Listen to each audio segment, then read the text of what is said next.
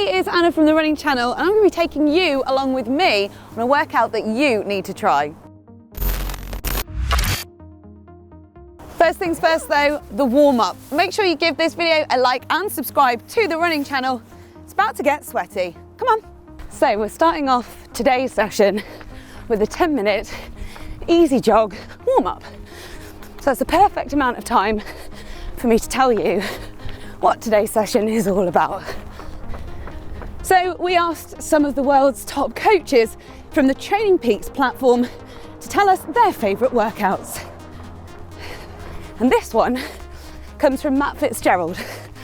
So if you haven't heard of Matt Fitzgerald, he wrote the book on 80-20 training. So 80-20 training is doing 80% of your running at an easy intensity with 20% harder intensity. So that's what I'm going to be doing today. Intervals are a great way for any runner of any ability to get a really good workout on the go. This is 48 minutes of running in total. I guarantee it won't feel like you've been running for 48 minutes. So this is a lactate interval session.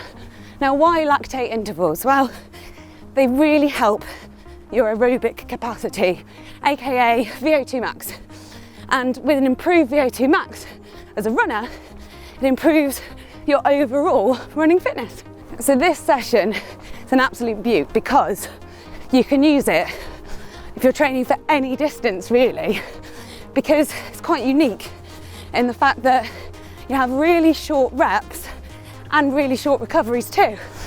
Now, there is some science behind the reasoning for the short reps and short recoveries, and that is because they've been proven to increase the amount of time you can spend close to your VO2 max capacity.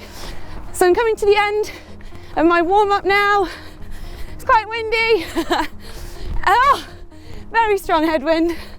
I've got 3 sets of 8 by 30-second hard efforts with 15-second recoveries and 5-minute jog recoveries between sets. Sounds nice and easy. Hopefully I don't lose count. So set 1, just about to start, and I've got 30 seconds fast. What Matt means by fast is 15-minute pace. So that is the pace that you can hold for 15 minutes. So for most of us, that's going to be quicker than our 5K pace. Are we ready?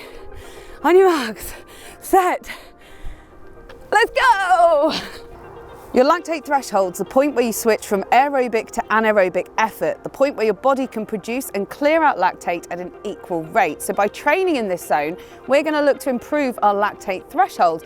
Right, 5, done. Meaning we can hit faster paces without spikes in lactate production, making us more efficient. It's onto the short, sharp recovery, just 15 seconds before the next rep, fast. 1, rep 6.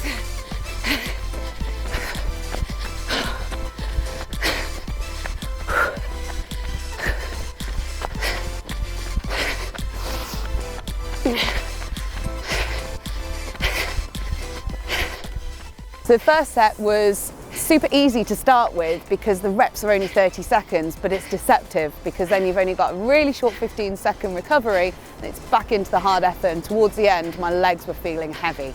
And recover. Oh, 2 more of this set. So the pacing in the first set, I thought I was doing really, really well on the first couple of reps, but then I turned around and hit a massive headwind. 1, go! Ah! So I think the reps where I was running into the wind were a lot slower, but I was maintaining the same effort despite the fact that I was having to run a bit slower because of the wind. Done. Rest. Recovery. 5 minutes. That headwind is brutal. Whew. Now I understand why there's 5 minutes recovery in between these sets. Whew. How did it feel?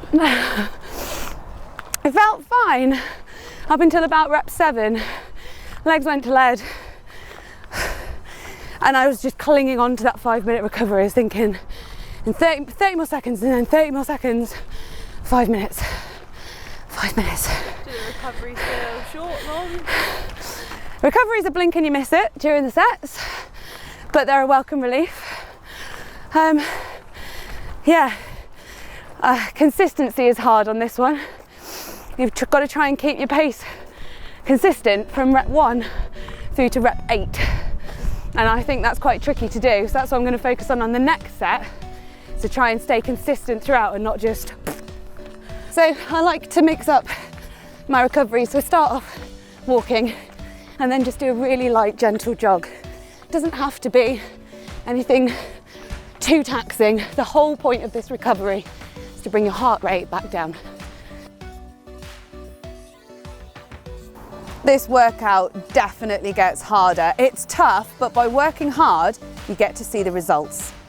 So the second set I found super tough, and I always find the middle one to be really hard because you've got the first one where you're energized, you've got the last one where you know you're nearly done, but that second middle one is where you feel really tired and you just want to get it finished and over with. So I found the second set actually quite mentally tough. So the good thing about intervals is that you can motivate yourself when it gets mentally tough by thinking you've only got 30 seconds till the next rest. You've only got a minute until the next recovery. So you've always got that next thing to keep looking forward to. Whereas if you were just running solidly for 48 minutes for that session, I think it would be harder to motivate yourself if you were struggling.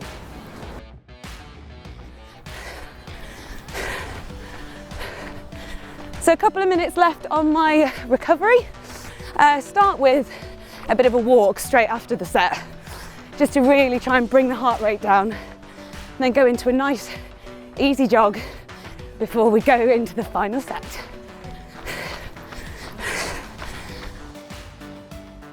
Going into the third set, definitely where you feel the most tired, but this is where the main improvements come from the workout.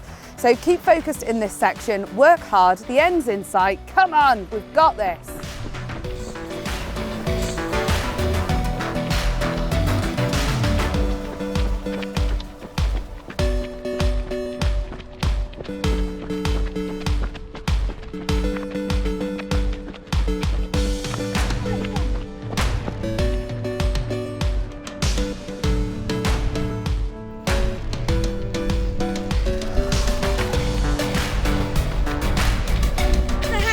Strong.